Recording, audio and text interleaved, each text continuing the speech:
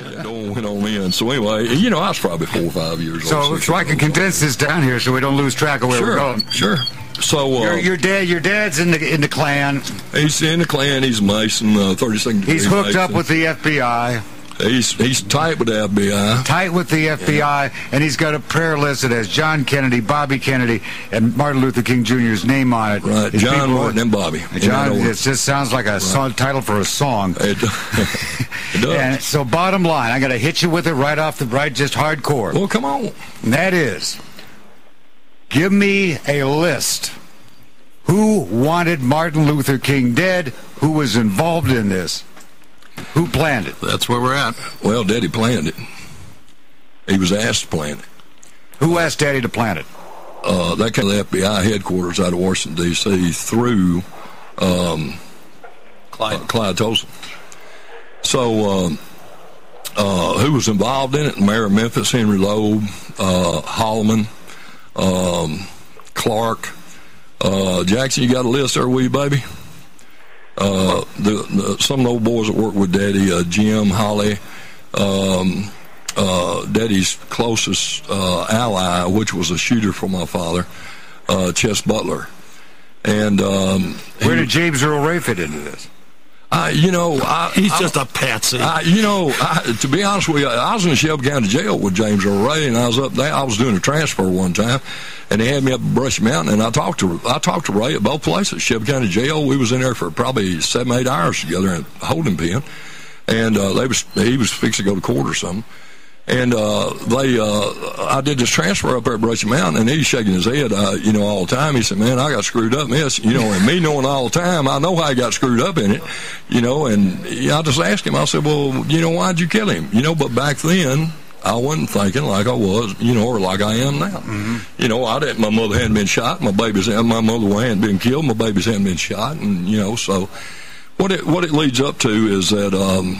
The city of Memphis, and here's a good spot, I guess, for this, is that my father, the first thing that I can remember as a child with any kind of politics was there was a guy running for mayor, and his name was Sam Chambers, one of my father's closest allies.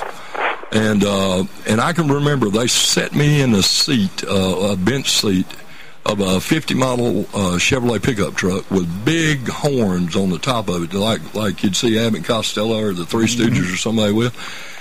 And we're riding all over Memphis, and they're telling me, "All right, baby, here's what you do, Bug. Say this: eat ham with Sam. Eat ham with Sam." That's a good campaign slogan. Yeah, that's it. If y'all vote for Sam, we'll all eat ham.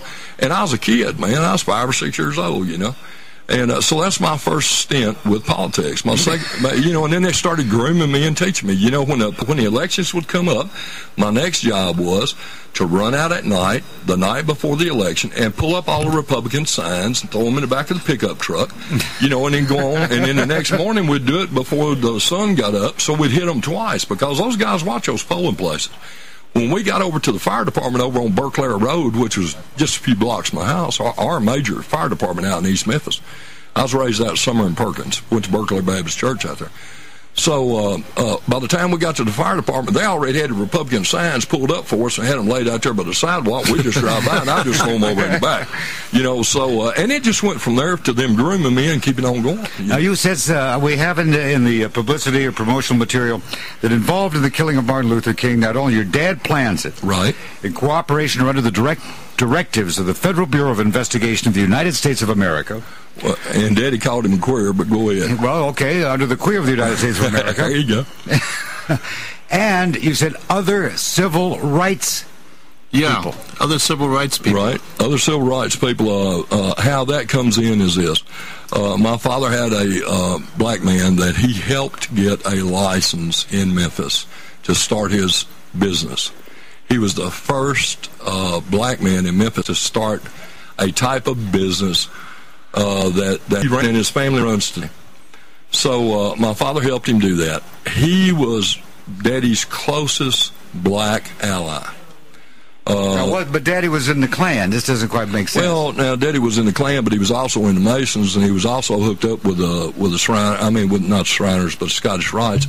And he raised walking horses. I had one of the sons out of carbon copies. And a matter of fact, he did that with Maynard Stiles, who was the man that was over the city sanitation cleanup department that cleaned the field up where the shot came from, because James Earl Ray didn't shoot a 7.60 Remington to kill Martin Luther King. Martin Luther King was killed with a 7.42 Remington, which is automatic, and when it was shot, the shell ejected, and the brush was so thick where they were at, they couldn't find the brass, and they wasn't going to wait around to find it. So they take off. Clark runs one way. He's the one that jumps down the wall and runs down against the 65 Chevrolet, and I turn from the motorcycle where I'm at past the fire department, Clark and this other guy in this 65 Chevrolet, which pulls off with the police car in front of them. We turn left on 2nd Street, which is one way going south. We turn north on it, run up a couple of blocks, turn right, went over 3rd Street, and then we run all the way down by St. Joseph Hospital. And we ended up getting into a Quonset hut area up there. I was waiting for them to bring King to the hospital. Now, my father said during our lifespan that the only doctors for us to use were Catholic doctors because they wouldn't say anything. So the doctors that Daddy had hooked up with... Now, wait, I got to interrupt you here. Right. If King doesn't fall over dead when he's shot, now who pulled the trigger? Oh, he fell over dead when he was shot. Okay, but who pulled the trigger? Well, it had to be one of 3 men. And those 3 were? Do you know who they are? Well, it either had to be the guy that owned the restaurant, which was Jowers. Lloyd Jowers. That's the one that they sued civilly. Right, and won. And won, right. Got a judgment, and they accepted $100 to prove the fact that it wasn't for money, that right. they did that civil trial. That's right. To prove a conspiracy. And the judge on that was Joe Brown. And Joe even said, or let me put this politically correct, Judge Brown even said, that there's no way in hell that could have come from that 760. The ballistics don't match. The ballistics don't match. Now, The actual weapon was fired. The wow. actual weapon was fired, and as Judge Brown said in part of the transcript, that weapon itself, too, could not have hit a broadside of a barn. And what we have so explosive is this. That weapon was bought out of Oregon and shipped to a brother's, what's the name of that place? Steve, you got it, Jackson? Clark Brothers, Yeah, it says Clark Bros on the outside, but that's part of when it's part of the pursuant to the real Army Depot. That's the real weapon. Yeah, this is a 742. So it came in the scene in 62, I believe. So I ride down with Daddy, and he picks it up along with several other weapons, and takes it to a place in Stanton, Tennessee, where he had an old store up there. He sold secondhand clothes to the old Army clothes and stuff to the people that picked cotton up there.